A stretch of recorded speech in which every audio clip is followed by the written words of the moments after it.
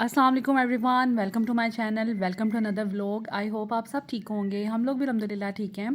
अब अल्हम्दुलिल्लाह थोड़े बेहतर हुए हैं, लेकिन अभी भी स्टिल तबीयत जो है ना बस इसी तरह की है। कुछ दिन लगेंगे रिकवर करने में। सबको नज़ला ज़ुकाम बुखार, इसके अलावा हम सब के पेट में बहुत शदीद दर्द थी। हालांकि हमने बाहर से कुछ नहीं खाया। आई डोंट नो, कोई समोसे पकोड़े भी इतने ज़्यादा हम लोग नहीं खा रहे। आई डोंट नो क्या सिचुएशन हुई, लेकिन खैर अभी ये है कि कुछ बेहतर तबीयत हुई है। अब इंशाल्लाह ताला मेडिकेशन मैं कर रही हूँ और बड़ी सीरियसली कर रही हूँ, कोई डोज़ मिस ना हो ताकि बच्चे जो है ना जल्दी रिकवर कर जाएं। खैर यहाँ पर अभी मैं आई थी बच्चों के लिए पैनकेक्स बनाने। बच्चों को नाश्ता मैंने सोचा कि करवाऊँ। कल का सारा दिन मैं बिस्तर पे लेटी रही हूँ, कोई काम नहीं मैंने किया, कुछ भी नहीं किया, बच्चों को भी नहीं देखा। और बस जो चीज़ जैसे चल रही थी, कोई बच्चा बुला लेता था तो उसकी बात सुन लेती थी। लेकिन ये कि सारा दिन बिस्तर पे लेटी रही। और मुझे फिर एक तरह का एक रिग्रेट होता है ना एज़ अ मदर, कि आपने एक दिन पूरा बच्चों को इग्नोर किया हो या फिर कोई काम ना घर का किया हो, तो बड़ी फ़िक्र सी होती है। तो आज फिर मैं हिम्मत करके उठी थी रात में। हाँ, मैंने सालन बनाया था आलू अंडों का, और साथ में थोड़ी यखनी बनाई थी। हम सब ने यखनी फिर पी। इवन हुसैन भाई भी बेचारे बीमार हुए हुए हैं, उनको भी बुखार और नज़ला ज़ुकाम वगैरह हुआ हुआ है। फिर उनको भी यखनी दी मैंने ताकि हम सब जो है ना यखनी पिएँ और रिकवर करें। तो ख़ैर बस इतना सा काम मैंने किया था, वो भी बड़ी मुश्किल से हिम्मत करके मैं उठी थी।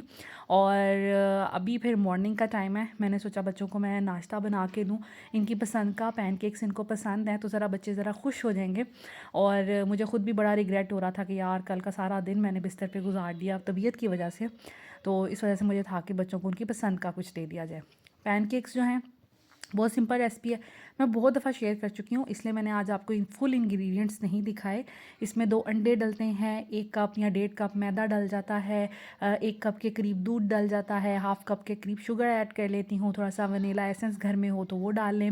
इसके अलावा आप इसमें जिसे कहते हैं बेकिंग पाउडर, वो डलता है तकरीबन 2-3 पिंच के करीब। उसे ये कि थोड़े से ये फ्लफ़ी से बनते हैं। मैं बहुत ज़्यादा बेकिंग पाउडर वगैरह नहीं डालती, और समटाइम्स तो बिल्कुल भी नहीं डालती। क्रैब्स की शक्ल में मैं फिर बना लेती हूँ। मटेरियल यही होता है, रेसिपी यही है। आप उसके क्रैब बना लें या आप उसको पैनकेक का नाम दे दें। पैनकेक में ये कि बेकिंग पाउडर डलना लाजमी होता है, तभी वो फ्लफ़ी से बनते हैं। तो बस बच्चों के लिए नाश्ता बनाया, बच्चे खुश हो गए थे। और अल्हम्दुलिल्लाह अपना नाश्ता जो है ये टाइमली कर रहे थे। सुबह उठी हूँ, इनको मैंने कहा कि फ़्रेश हो जाएं, दांत वगैरह साफ़ करें अच्छे से। वो कल तो मैं बिल्कुल भी बच्चों को मुश्किल से मैंने स्कूल भेजा है, स्कूल गए हैं। तो ये मैं फ्राइडे की बात कर रही हूँ। तो उसके बाद फिर ये कि मैंने उनको जो है घर आए हैं तो उसके बाद मैंने बिल्कुल उनको नहीं देखा और कुछ भी नहीं करवाया। आज थोड़ी सी हिम्मत थी, अच्छा फ़ील कर रही थी। मेडिसिन कल की ली, उसने असर किया, तो फिर लग गई कामों पर। और यहाँ पर जी बच्चे जो हैं वो इंजॉय कर रहे थे। इनके बाबा इनके लिए रैबिट्स लेके आए हैं। और आपको पता है कि बच्चों को बहुत ज़्यादा शौक़ होता है, जानवरों से बहुत प्यार होता है। बर्ड्स हो जाएं या कोई भी पेट हो, मेरे बच्चों को तो बहुत ज़्यादा प्यार है पेट से। क्योंकि शायद इनके ना जैसे मेरे ससुराल में शायद ट्रेंड है, दैट्स वाई इनको भी इस चीज़ की आदत है या शौक़ है। मेरे जो ससुर हैं और मेरे जो देवर हैं उनको पेट्स रखने का बड़ा शौक़ है। हमारे पास पहले डॉग भी होता था, जर्मन शेफर्ड। इसके अलावा कैट भी रखी हुई है, खरगोश भी अब्बू ने रखे थे। बहुत ज़्यादा मुर्गियाँ, जो असील मुर्गे टाइप होते हैं वो भी रखे थे। तो लाइक साल में मैं देखती रहती हूँ कि कुछ ना कुछ घर में आया ही रहता है। तो इस वजह से ना बच्चों को बहुत प्यार है। और समटाइम्स तो अंकल बच्चों के लिए ले आते हैं, बच्चों को खुश करने के लिए। कभी चूज़े ले आए, कभी फ़िश ले आए, कभी कुछ ले आए, कभी तीतर ले आए। तो मेरे बच्चों को ना बहुत ज़्यादा शौक़ है, स्पेशली ज़ैनब को और फ़ातिमा। सब बच्चे ही कहते हैं और अभी भी बहुत कह रहे हैं कि कैट्स लेके आएँ, लेकिन मैं नहीं कैट्स को अलाउ करती, क्योंकि मुझे खुद हर चीज़ से डर लगता है। मुझे पेट्स बिल्कुल नहीं पसंद। एक तो सफाई की वजह से मुझे बड़ा फिर वहम रहता है। दूसरा ये कि मुझे वैसे ही पर्सनली पेट्स नहीं पसंद, मुझे डर लगता है। तो इस वजह से मैंने इनको बिल्कुल मना किया हुआ है। हमने भी रखी थी बिल्लियाँ, 2 बिल्लियाँ ज़ैनब के कहने पे। पर फिर मैं सारा सारा दिन कमरे से बाहर नहीं निकलती थी। या तो बिल्लियों को कमरे में बंद कर देते, अगर उनको खोलना होता था तो फिर मैं कमरे में बंद रहती थी। तो इस तरह करके हमारा पूरा 1 महीना गुजरा। उसके बाद फिर मैंने हाथ जोड़े अपने हस्बैंड के, मैंने कहा कि प्लीज़ आप इनको ना किसी को दे दें, फ्री में चाहे दे दें, लेकिन प्लीज़ घर से इनको निकालें। खैर तो यहाँ पर बच्चे जो हैं बड़ा इंजॉय कर रहे थे, मौसम बहुत प्यारा हुआ हुआ था, ठंडा ठंडा सा, बारिश हो रही थी, तो बच्चे भी बहुत इंजॉय कर रहे थे। मैं भी ज़रा आके बैठ गई कि खुली हवा में थोड़ी देर बैठूँ, थोड़ी एक्टिव हूँ, ताकि ख़ुद भी अच्छा फ़ील करूँ, बच्चे भी अच्छा फ़ील करें। और मुझे ये था कि चलें कोई मैं व्लॉग भी आपके साथ शेयर कर दूँ। आप लोग भी सब परेशान हैं, दुआएं दे रहे हैं, थैंक यू सो मच आप सबकी बेस्ट विशेस का, दुआओं का। मुझे यकीन करें कि मैं बिल्कुल स्पीचलेस हो जाती हूँ जब आप लोग इतनी अच्छी अच्छी दुआएं मुझे भेजते हैं और हमारे बारे में फ़िक्रमंद होते हैं। तो थैंक यू सो मच आपके इतने बड़ेपन का। तो मैं तो मतलब शायद थैंक यू भी बहुत छोटा वर्ड है। यहाँ पर जी मैं बच्चों के साथ एंजॉय कर रही थी। ज़ैनब पूछ रही थी कि इसको कैसे ट्रे को साफ़ करेंगे, उसको बता रही थी। फिर होने लगी जी बारिश। अभी हम बाहर ही बैठे थे, हमारे सामने बारिश हल्की हल्की शुरू हुई थी और फिर थोड़ी सी तेज़ हो गई, तो बच्चे एंजॉय करना शुरू कर दिया। मैं ऐसी चीज़ों से इनको बहुत मना करती हूँ, लेकिन मेरे जो हस्बैंड है ना वो नहीं मना करते। वो यही कहते हैं कि नहीं नहीं बच्चों को एंजॉय कर लेने दें। तो मैं कहती थी पहले ही सब बीमार हैं तो मज़ीद बीमार हो जाएंगे। तो लेकिन बस उन्होंने कहा कि थोड़ी देर इनको एंजॉय कर लेने दें, फिर जो है ना इनको आप ऊपर लेके चेंज करवा दीजिएगा। तो बस मैं और मेरे हस्बैंड फिर यहाँ पे बैठ के बच्चों को देख रहे थे। बच्चे बहुत एंजॉय कर रहे थे मौसम को। इनका बहुत दिल करता है बारिश में नहाने को, मैं ही मना करती हूँ इनको। अभी पिछले दिनों भी जो बारिशें हुई हैं तो सबका दिल था हम बारिश में भीग जाएं। उसके बाद मैंने बच्चों की हेयर केयर नहीं की थी, मैं बहुत तबीयत नहीं ठीक थी ना, तो कल भी लेटी रही, तो मुझे बड़ा रिग्रेट हो रहा था। फिर मैंने सोचा कि मैं इनके सरों पे ऑयल लगाऊं, इनके अच्छे से बाल बनाऊं, कंघी शंगी फेरूं। तो बस वही मैं कर रही थी। नाश्ता करवाने के बाद थोड़ी देर हम बाहर बैठे, उसके बाद मैं फिर इनको अंदर लेके आ गई थी। इनके बालों में मैंने ऑयलिंग करनी थी। तो ऑयलिंग मैं वीक में एक दफ़ा करती हूँ, क्योंकि स्कूल जाना होता है वीक डेज़ में। समटाइम नहलाया जाता है बच्चों को, समटाइम्स नहीं नहलाया जाता। तो ऑयल लगा हो तो डेफ़िनेटली आपको बच्चे को नहलाना पड़ता है, क्योंकि स्कूल में अच्छा नहीं लगता बच्चे ऑयलिंग के साथ जाएँ। तो इस वजह से मैं जो हूँ, मुझे ये होता है कि मैं वीकेंड पे तो लाज़मी लगाऊँ। आगे गर्मियाँ आ जाएंगी तो वीक में 2 दफ़ा कर दूँगी। तो वीकेंड पे बच्चों को एक दिन मैं ऑयल लगा रहने देती हूँ और उसके बाद फिर नेक्स्ट डे मैंने संडे को इनको नहलाना होता है, क्योंकि मंडे को स्कूल जाना होता है बच्चों ने।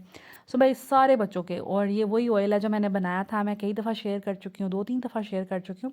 तो रोज़मेरी है, कोकोनट ऑयल है, कैस्टर ऑयल है, इसको मिक्स कर लेना है आपने, और इससे हेयर ग्रोथ बहुत अच्छी हो जाती है। तो बस यहाँ पर सब बच्चों की ऑयलिंग करूँगी।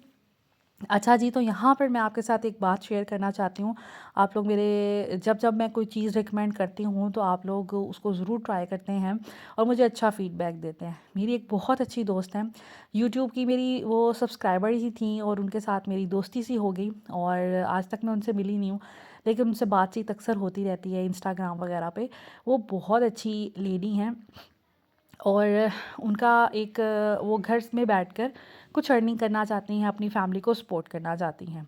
शी इज़ एजुकेटेड और उनको वो कुरान पढ़ाती हैं ऑनलाइन। आप लोगों को पता है कि कुरान आजकल घर में बड़ा मुश्किल हो जाता है, किसी भी कारी को लगवाना या बच्चों को कारी के पास भेजना। घर के दुनिया के हालात इतने ख़राब हुए हुए हैं कि बच्चों को तो घर से बाहर अपनी नज़र से ओझल हो के कहीं पे पढ़ने के लिए भेजना ना बहुत मुश्किल लगता है। आजकल सारा सिस्टम ऑनलाइन हो गया है, ट्यूशन भी बच्चे ऑनलाइन पढ़ रहे हैं और कुरान भी बच्चे ऑनलाइन पढ़ रहे हैं। मेरे ख़ुद बच्चे ऑनलाइन पढ़ रहे हैं, लेकिन इनके पढ़ाने से पहले मैं ऑलरेडी बच्चों को कुरान पढ़ाना शुरू कर दिया था। मेरा ये सिस्टम है कि मैं किसी एक बंदे के साथ कमिटमेंट कर लूँ तो मैं उसको पूरा करती हूँ। चाहे उससे मुझे कोई अच्छी चीज़ भी मिल जाए ना, किसी को छोड़ना मेरे लिए बड़ा मुश्किल हो जाता है। तो ये जो लेडी हैं ये बहुत अच्छी हैं, वेल एजुकेटेड हैं, साथ साथ ये कुरान की तालीम दे रही हैं। मुझे इनका वे ऑफ़ टीचिंग इतना इम्प्रेसिव लगा कि मतलब मेरा दिल किया कि मैं स्विच कर लूँ इनके साथ अपनी पुरानी टीचर को, लेकिन मैं उनको छोड़ना नहीं चाहती, वो भी बेचारी ज़रूरतमंद है। मैं आप लोगों के साथ शेयर कर रही हूँ उनकी सारी डिटेल्स डिस्क्रिप्शन में ऐड कर दूँगी। आप लोग अगर इंटरेस्टेड हुए तो लाजमी उनको कॉन्टैक्ट कीजिएगा। मुझे उनका वे ऑफ़ टीचिंग बहुत अच्छा लगा। जस्ट लाइक कि उन्होंने पूरे प्लानर्स बनाए हुए हैं कि एक मंथ में हमने क्या क्या कुछ करना है। इसके अलावा वो आपको मंथली टेस्ट लेती हैं बच्चों का, जो भी पूरे मंथ में किया है उसको रिवाइज़ करवाती हैं। इसके अलावा घर में रिपोर्ट भेजती हैं, ठीक है। उनका वे ऑफ़ टीचिंग बहुत अच्छा है, तजवीद के साथ वो बच्चों को पढ़ाती हैं। उनकी ख़ुद भी बहुत अच्छी तजवीद है और कुरान हिफ्ज़ करना हो, आपने रिवीजन करनी हो, आपने बेसिक से पढ़ना हो, वो सब कुछ करवाती हैं। बहुत अच्छी क्वालिफ़ाइड टीचर है वो। मुझे उनका तरीका बहुत अच्छा लगा। उनका 10 से 15 साल का एक्सपीरियंस है जो कि मेरा ख़्याल है बहुत होता है। पढ़ाता तो हर कोई है, लेकिन इतने अच्छे तरीके से मैं तो उनका तरीका देखकर इतना इम्प्रेस हुई कि मुझे लगा कि मुझे आप सबके साथ शेयर करना चाहिए। जो लोग भी इंटरेस्टेड हैं ज़रूर उनसे कांटेक्ट करें। उनकी सारी इन्फॉर्मेशन मैं साइट पे पिन भी लाइक अभी आपके साथ शेयर भी कर दूँगी। इसके अलावा आप स्क्रीनशॉट ले सकते हैं। डिस्क्रिप्शन में भी हर चीज़ ऐड कर दूँगी ताकि आप उनसे कांटेक्ट कर लें। समरा उनका नाम है। और जो लोग भी आप आप रेफ़रेंस से अगर उनसे बात करें तो लाज़मी आप बताइएगा मेरा रेफ़रेंस। वो आपके साथ फुली कोऑपरेट करेंगी। टाइम की बहुत पंक्चुअल हैं। वो कहती हैं कि दिन इधर से उधर हो जाए, हर चीज़ मैंने हर बच्चे का नाम से अलार्म लगाया होता है ताकि मैं कभी अगर घर में किसी चीज़ में बिज़ी भी हूँ, वो भी ज़ाहिर बात है एक मदर हैं तो अगर कहीं बिज़ी हों तो वो अलार्म की वजह से उनको फिर फ़ौरन वो एक्टिव हो जाती हैं कि अब बच्चों की क्लास टाइमिंग है। इसके अलावा आपने किसी भी तरीके से क्लास लेनी है, चाहे वो स्काइप पे लेनी है, ज़ूम पे लेनी है, व्हाट्सएप पे लेनी है, हर तरह से फ्लेक्सिबिलिटी है। जो आप ऐप कहेंगे उस ऐप पे वो आपकी क्लास लेंगे। इसके अलावा जो मुझे उनका असेसमेंट वाला प्रोसीजर लगा, एक टाइम टेबल वाला प्लानर वाला प्रोसीजर लगा, वो कोई भी नहीं करवा रहा। मैंने 2-3 कुरान टीचर्स के साथ मेरा कॉन्टैक्ट रहा है जब मैंने बच्चों को पढ़ाना था तब के टाइम पे, तो ऐसा कुछ भी नहीं कोई करवा रहा। बाकी ये कि आप सुपरवाइज़ कर सकते हो अपने बच्चों को घर में बैठकर, जैसे मैं करती हूँ। मेरे बच्चे बहुत अच्छा पढ़ रहे हैं अल्हम्दुलिल्लाह, और मैं देखती हूँ कहाँ वो गलतियाँ कर रहे हैं, इनकी क्या-क्या वीकनेसेस हैं और वो टीचर क्या पढ़ा रही हैं, कैसा पढ़ा रही हैं, बाकी मसनून दुआएँ होती हैं, ये सब चीज़ें वो करवा रही हैं। तो घर में बच्चों को अपनी नज़र के सामने बिठा के पढ़ाना बहुत अच्छा होता है। आप देख रहे होते हो। दूसरा ये कि आप ये भी चेक कर रहे होते हो कि आपके बच्चे किस पॉइंट पर हैं। जब हम बच्चों को भेज देते हैं ना कहीं पे दूर कि कोई पढ़ा लेगा, तो उसमें ये होता है कि हम फिर बेफ़िक्र हो जाते हैं, थोड़े से रिलैक्स हो जाते हैं। मेरा ख़्याल है कि बच्चों के एजुकेशन के लिए कभी भी रिलैक्स नहीं होना चाहिए। आपको अप टू डेट अपने आप को रखना पड़ता है। इसके अलावा आपको बच्चों की हर परफॉर्मेंस से आपको उस पे बिल्कुल नज़र रखनी चाहिए। तो इस तरह का ये होता है कि आप ऑनलाइन जब पढ़ाते हैं ना तो आप अपनी नज़र के सामने चलते-फिरते कुछ ना कुछ सुपरवाइज़ कर रहे होते हैं। सो मेरी तरफ से 100% रिकमेंडेड है। मैं तो बल्कि इम्प्रेस हुई और मुझे ये था कि मैं अब ऑलरेडी एक टीचर से पढ़ा रही हूँ। अगर मैं इतनी कमिटेड ना होती तो मैं ज़रूर स्विच कर लेती अपने बच्चों को। ख़ैर यहाँ पर जी मैंने बच्चों के सरों पे ऑयलिंग की, उसके बाद मैंने अपने सर पे भी ऑयल लगाया और उसके बाद मैंने सब बच्चों को मेडिसिन दी क्योंकि नाश्ते वगैरह इन्होंने कर लिए थे। अब मुझे था कि इनको मैं मेडिसिन दे दूँ ताकि अच्छा फ़ील करें और इनको थोड़ा-सा बच्चों को नीट एंड क्लीन करना होता है। आज मैंने किसी बच्चे के कपड़े नहीं चेंज करने थे। सिर्फ़ ज़ावियार तो दिन में 3 दफ़ा कपड़े चेंज करवाता है। कभी पानी गिरा लिया, कभी कुछ गिरा लिया, कभी कुछ गिरा लिया, कभी गंदे कर लिए। तो इसको तो दिन में 3 दफ़ा तो लाज़मी कपड़े मैं चेंज करवाती हूँ। तो बस मुझे था कि बस इसको कपड़े वग़ैरह चेंज कराऊँ। वैसे भी अभी हमने बाहर निकलना था। कुछ 1-2 काम थे जो करके आने थे। तो सोचा कि फिर मैं इसको ले जाऊँगी। सब बच्चों को बल्कि लेके गए हम लोग। हम लोगों को निकलना था मार्केट। 1-2 चीज़ें लेनी थी, वो मैं आगे चल के बताऊँगी। यहाँ पर जी मैं भी रेडी हो गई थी, कपड़े-शपड़े चेंज कर लिए थे। ऑयलिंग मैंने की थी तो इसलिए मैंने ज़ोर से स्कार्फ़ ले लिया है और ये मेरा बहुत पुराना फ्रॉक है, लिनन का है। मुझे लेकिन बहुत पसंद है। मेरे हस्बैंड को तो बिल्कुल भी ये पसंद नहीं है, लेकिन मुझे पसंद है। ख़ैर नीचे मैंने वाइट टाइट्स पहने हैं, मस्टर्ड मैंने जूते पहने हैं, साथ में मैंने मस्टर्ड शॉल की है कैरी ताकि दोनों अच्छे लगे।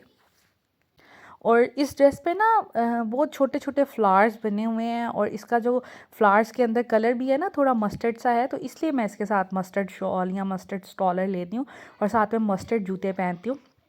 तो बड़ा प्यारा लगता है। तो मैं हो गई थी रेडी, अभी हमें निकलना था घर से बाहर, तो मैंने सोचा कि आपको अपनी लुक दिखा दूँ क्योंकि आप लोग अक्सर कहते रहते हैं और वाक़ई मैं किसी भी व्लॉग में बहुत कम व्लॉग्स होते हैं जिनमें सामने आती हूँ।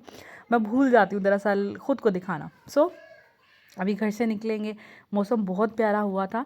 अच्छा, हमें लेनी थी 2 चेयर्स जो प्लास्टिक की बच्चों की चेयर्स होती हैं क्योंकि ऊपर बच्चे अब टीवी देखते हैं तो चेयर्स पे बैठ जाते हैं। अब हमारे पास 2 चेयर्स हैं ऑलरेडी ब्लू कलर की, आपने बहुत से व्लॉग्स में देखी भी होंगी।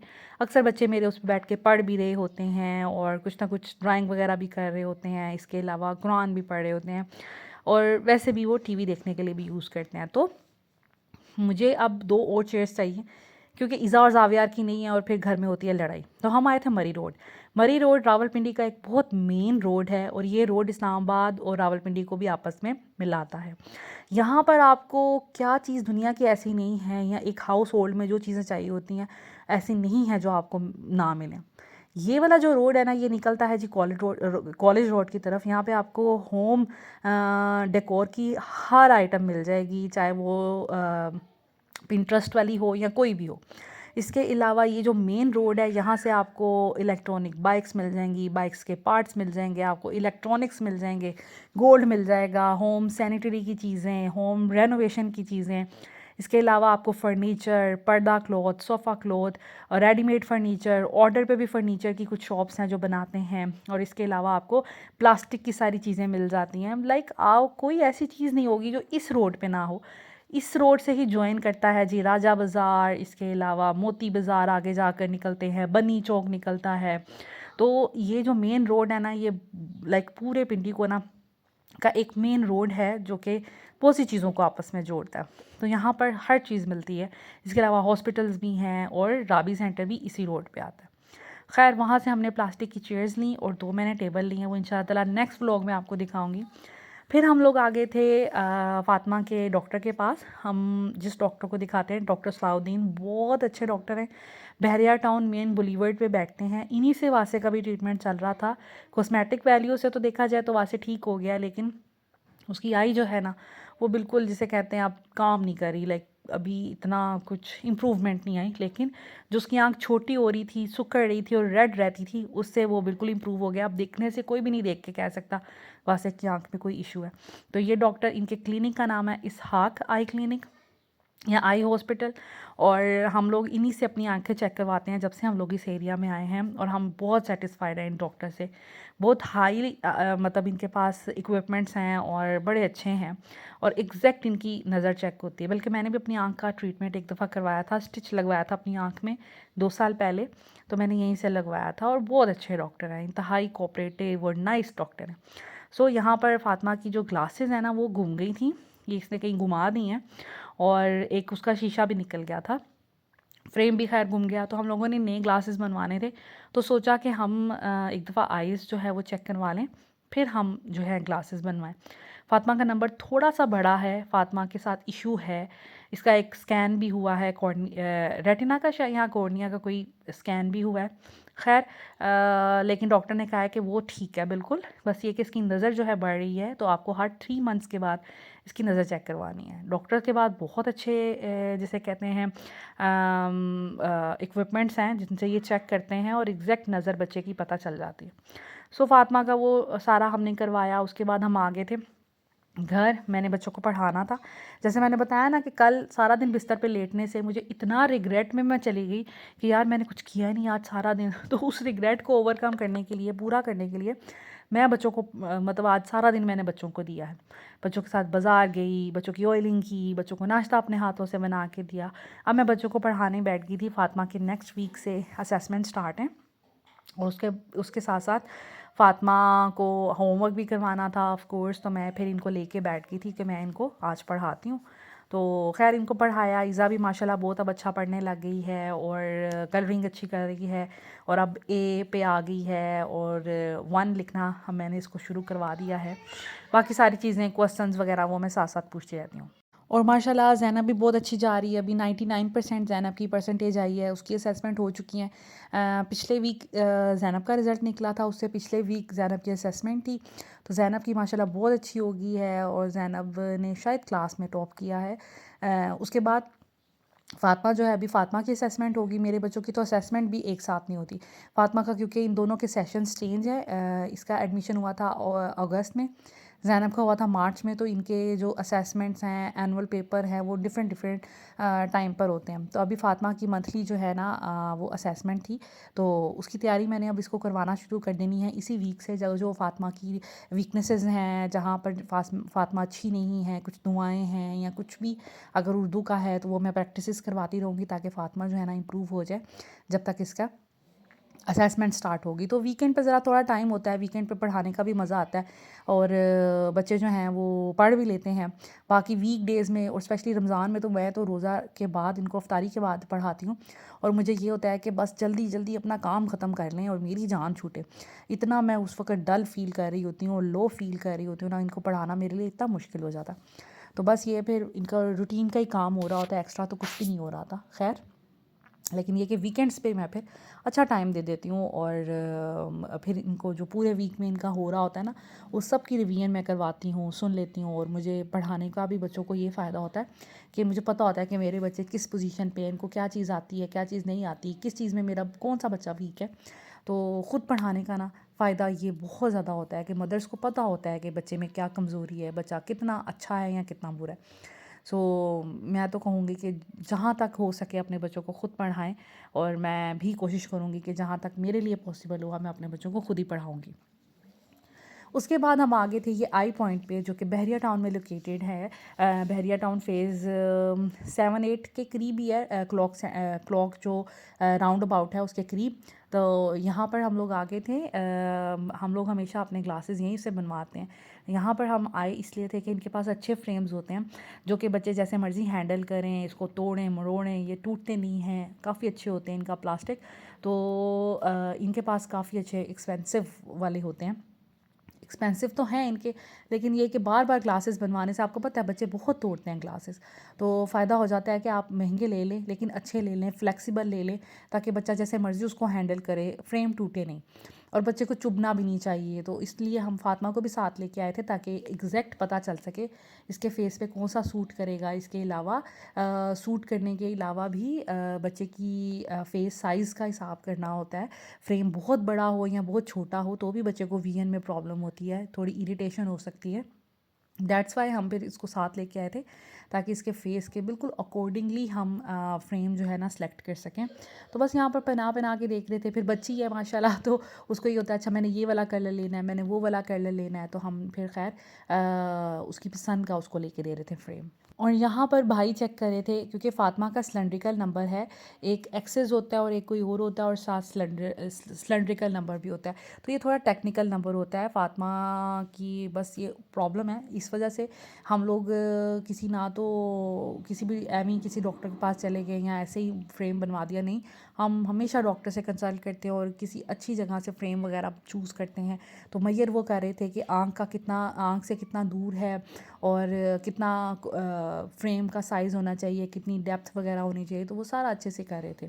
सो यहाँ से हमने फ्रेम वगैरह बना लिया। So this is it. आज का व्लॉग यहीं तक का था, आपके साथ सारी रूटीन मैंने शेयर कर ली। Thank you so much for watching. Take care. अल्लाह हाफिज़।